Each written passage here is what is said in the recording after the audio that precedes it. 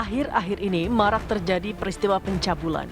Ironisnya, mayoritas kasus pencabulan dilakukan di pondok pesantren dan dilakukan oleh oknum pengajar.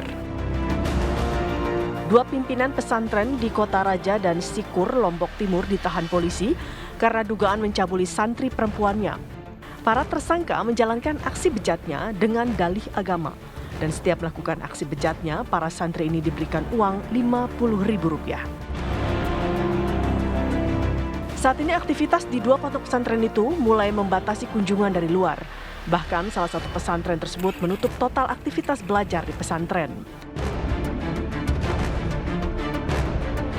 Masih di Nusa Tenggara Barat, puluhan santriwati salah satu pondok pesantren di Kecamatan Labangka, Kabupaten Sumbawa, Nusa Tenggara Barat, diduga menjadi korban kekerasan seksual yang dilakukan pimpinan ponpes tempat mereka bersekolah.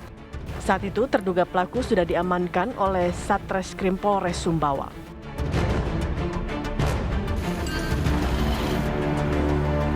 Berbeda halnya di Garut, Jawa Barat. Kali ini kasus pencabulan tidak terjadi di pondok pesantren, melainkan dilakukan oleh seorang oknum guru ngaji. Saat ini pelaku predator anak terhadap belasan bocah itu resmi dijadikan tersangka oleh penyidik Polres Garut.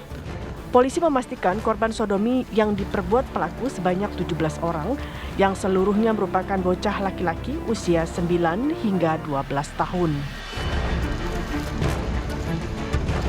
Mengapa kasus-kasus semacam ini kerap berulang?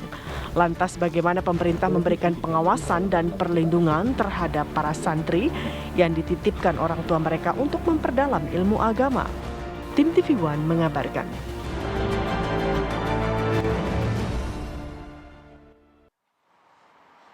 Mirisnya, oknum pengajar ini, pendidik ini tidak hanya di satu wilayah. Tadi ada di dua wilayah di NTB ya, di dua pesantren dan yang mungkin berbeda. saja Dan oknum pimpinan ada di juga. beberapa wilayahnya. Nauzubillah min dzalik, mudah-mudahan sih tidak terjadi. Ya. Tapi kan kalau kita hampir lihat pemberitaan dalam hari demi hari, ada saja gitu ditemukan. Iya, nah, sebenarnya apa yang menjadi masalah kemudian harus evaluasi seperti apa, kita akan bahas mengenai hal ini dengan dua narasumber.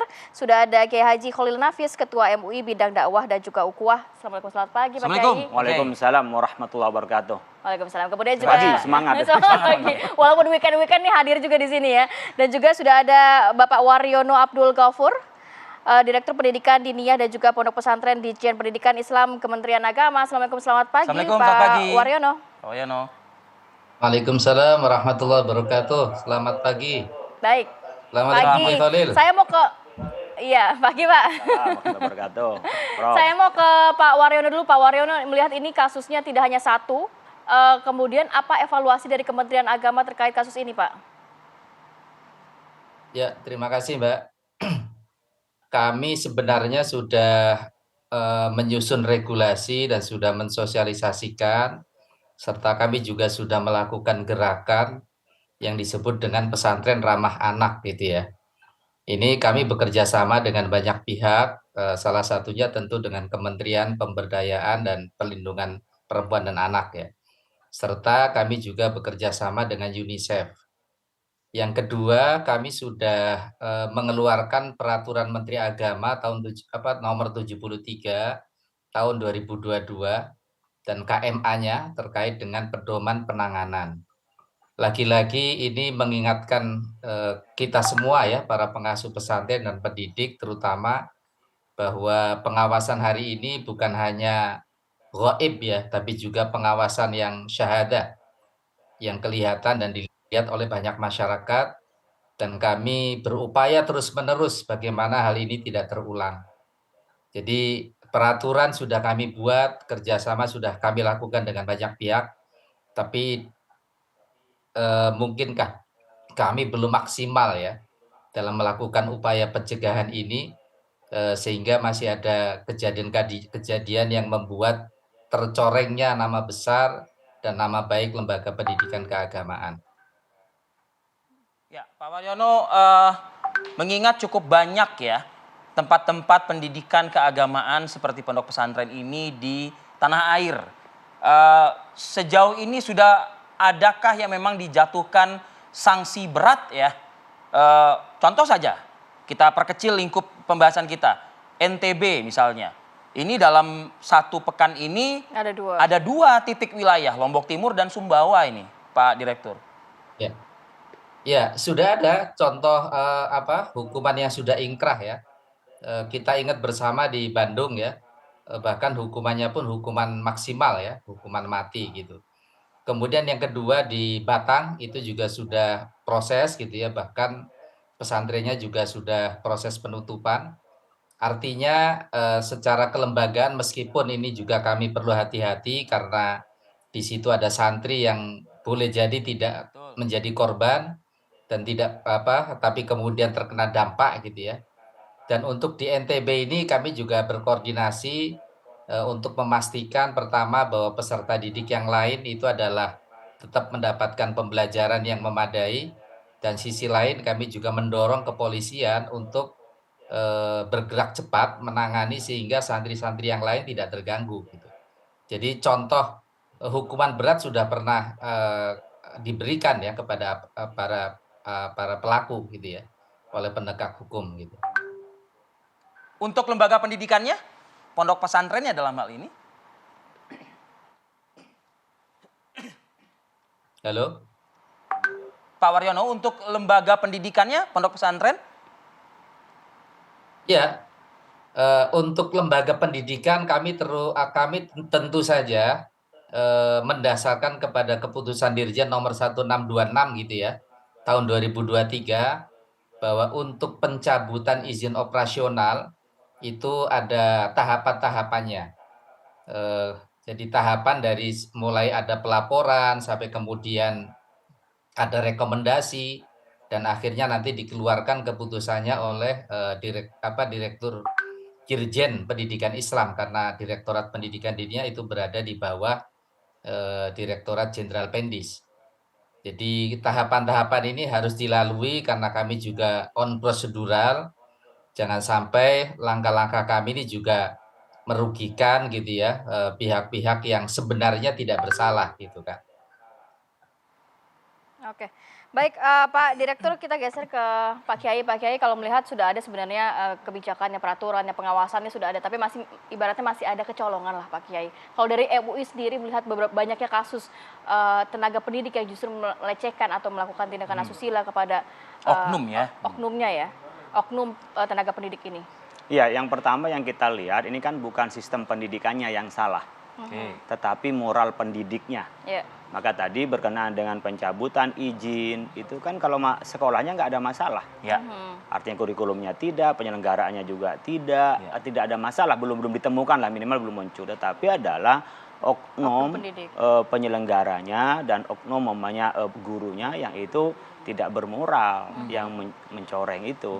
Berarti adalah bagaimana pendidikan moral di tempat yang mendidik moral ini. Ini yang saya miris ya. Saya kemarin ketika dihubungi 2 hari yang lalu saya nggak sempat hadir, itu membahasnya itu nggak tega sebenarnya. Karena di tempat pendidikan moral malah pendidiknya yang tidak bermoral. Itu ya, mohon maaf ya, saya harus menyampaikan ini karena miris benar gitu. Oleh karena itu orang tua itu Pak Kiai kan ingin menempatkan anaknya begitu ya di tempat yang justru mendapatkan nilai plus-plusnya banyak. Dalam hal ini mungkin ya aspek keagamaannya kan begitu. Mungkin dari sisi izin ya, sisi izin itu mungkin bisa saja digunakan mengasesmen terhadap calon-calon pengasuh. Dan orang-orang yang akan menjadi tenaga pengajar, termasuk pimpinan pondok pesantren. Jadi sekarang tidak ada lah kita punya paham ada orang maksum, orang yang semuanya akan baik semua, tidak. Tetapi tetap pada praduga tidak bersalah, tetapi ada prosedur yang bisa memastikan bahwa pengasuh itu adalah punya karakter pengasuh. Seperti hanya guru punya karakter sebagai pendidik gitu ya. Oleh karena itu ketika yang belum dikeluarkan izinnya, maka pesantren itu kan lekat dengan pengasuh, beda dengan boarding ya. Boarding itu kan tidak ada unsur pengasuhnya. Tapi saya ingin melihat yang membedakan antara pesantren dan boarding school itu adalah pada tingkat pengasuhan. Ada profil tokoh ya yang akan menjadi teladan di tempat itu.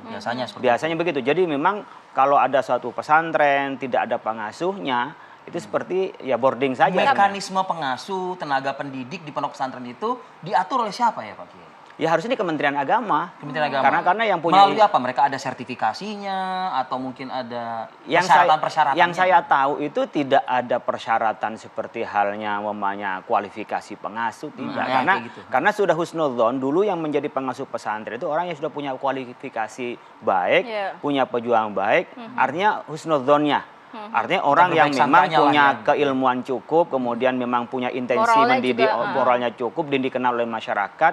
Dulu kan pondok pesantren itu sebelum ada administrasi izin karena orang memang datang ingin berguru kepada orang alim. Lalu daripada pulang pergi, lalu mereka mondok. Makanya sekarang kualifikasi pesantren ada yang salaf itu tidak ada hubungannya dengan kurikulum nasional, ada yang memang itu ada ngikuti kurikulum nasional, ada yang mengkomben antara pendidikan agama dengan pendidikan umum. Nah, dari 3 tipologi itu saya pikir tetap saja harus ada sekarang ketika harus teradministrasikan dengan baik, itu ada kualifikasi pengasuh. Harus ada kualifikasi tambahan seperti apa sih Pak Kiai? Kalau melihat kan pasti para pengasuh atau pendidik ataupun pimpinan pondok pesantren ini pasti ilmu agamanya sudah ada begitu ya. Pasti sertifikasi itu juga sudah ada. Tapi apa harus ada tambahan mungkin tes secara kejiwaan kah atau psikotes dan lain sebagainya. Kita kan menginginkan ini memang benar-benar yang bisa memberikan pendidikan agama yang benar begitu. Ya, saya pikir kalau bagi yang membuka baru, saya pikir perlu ditelusuri berkenaan dengan pengasuhnya, berkenaan dengan guru-gurunya untuk memberikan izin. Kalau yang lama kan nih, kalau pesantren-pesantren lama kan memang dia sudah jelas kiprahnya, jelas hasilnya. Jadi jangan sampai ada titik ini merusak dengan kiprah pesantren yang sudah jelas alumninya itu mulai kemerdekaan punya peran yang baik, kemudian saat kemerdekaan, pasca reformasi dan sekarang banyak alumni pesantren yang mewarnai terhadap pendidikan dan juga kemajuan bangsa ini. Tetapi kan muncul ini pesantren yang baru buka pola yang seperti ini. Artinya selain tadi umumnya berkenaan dengan izin, asesmennya juga harus terus gitu loh. Artinya ada yang dikawal di dalam pendidikan pesantren karena berasrama itu, mungkin juga boarding sama, tapi sekarang berkasih pada pesantren, bagaimana penyelenggaraan itu dan bagaimana pelaksanaan itu sehingga memang ada kontrol. Mungkin dibikin instrumen itu untuk melihatnya bagaimana pendidikan itu untuk mencapai pendidikan moral. Kalau kita ada moral Pancasila, tentu moral keindonesiaan, moral keagamaan udah pasti itu adalah bagian dari landasan dari pesantren itu. Oke, nanti kita ke Pak Waryono lagi ya. Usai jeda pariwara berikut ya Pak Waryono ya. Kita minta tanggapannya. Kami akan kembali saat lagi.